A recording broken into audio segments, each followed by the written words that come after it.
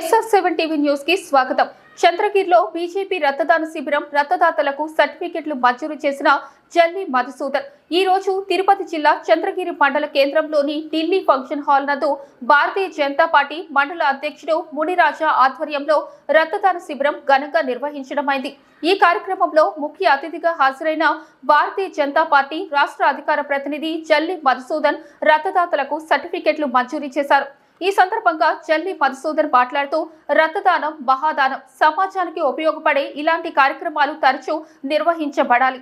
రక్తదానం వలన ఎన్నో ప్రాణాలు రక్షించబడతాయి.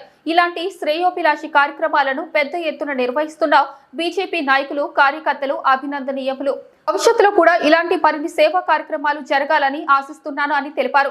ఈ కార్యక్రమంలో చిత్తూరు జిల్లా మాజీ ప్రధాన కార్యదర్శి, సీనియర్ నాయకులు సుబ్రహ్మణ్యం యాదవ్, ముని గంగిరెడ్డి మరియు రాష్ట్ర నాయకులు, జిల్లా నాయకులు, కార్యకర్తలు పెద్ద సంఖ్యలో బీజేపీ కార్యకర్తలు పాల్గొని విజయవంతం చేశారు.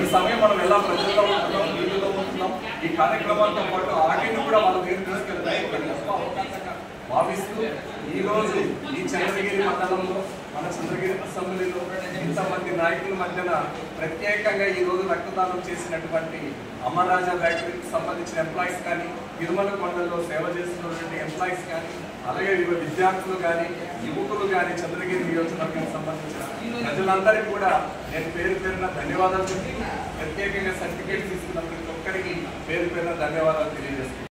ప్రధానమంత్రి గురించి చర్చించుకోవడం మనకు ఒక ప్రధానమైన స్థానాన్ని, గురుస్థానాన్ని ప్రపంచ దేశాల్లో తీసుకొచ్చిన శక్తివంతుడు, ఒక రకంగా చెప్పాలంటే యుగ పురుషుడు, ఒక దైవం సంపూర్తిలో జన్మించినటువంటి అది నిజం. ఎందుకంటే సెప్టెంబర్ 17వ తేదీ ఒక మనకు తెలిసింది ప్రధానమంత్రి నరేంద్ర మోడీ గారి యొక్క జన్మ దినమని. కానీ అదే రోజు యావత్ సృష్టికర్త, సృష్టికి, విశ్వానికి, దేవలోకానికి అయినటువంటి ఎవరు విశ్వకర్మ జయంతి కూడా ఆ రోజు.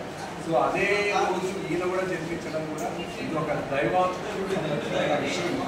సో అలాంటి ప్రధానమంత్రిని ఈరోజు భారతీయులు ఆయన జన్మించిన సెప్టెంబర్ 17వ తేదీ నుంచి మనందరికీ తెలుసు మహాత్మా గాంధీ గురించి. అక్టోబర్ 2 జయంతి మహాత్మా గాంధీ తీసుకుంటూ ఈ సేవాత్మక కార్యక్రమాలన్నీ కూడా భారతీయ జనతా పార్టీ జాతీయ స్థాయి, రాష్ట్ర స్థాయి, జిల్లా స్థాయి, అసెంబ్లీ స్థాయి, మండల స్థాయి, బూత్ స్థాయిలో కూడా ఈ సేవా కార్యక్రమాలు ఈరోజు ఒక పండుగ వాతావరణంలో జరుపుకుంటున్నారంటే దానికి కారణమంతా కూడా భారతీయ జనతా పార్టీలో కార్యకర్త నాయకుల యొక్క నిబద్ధత, కృషి, పట్టుదలకే దీని అందుకే నిదర్శనం.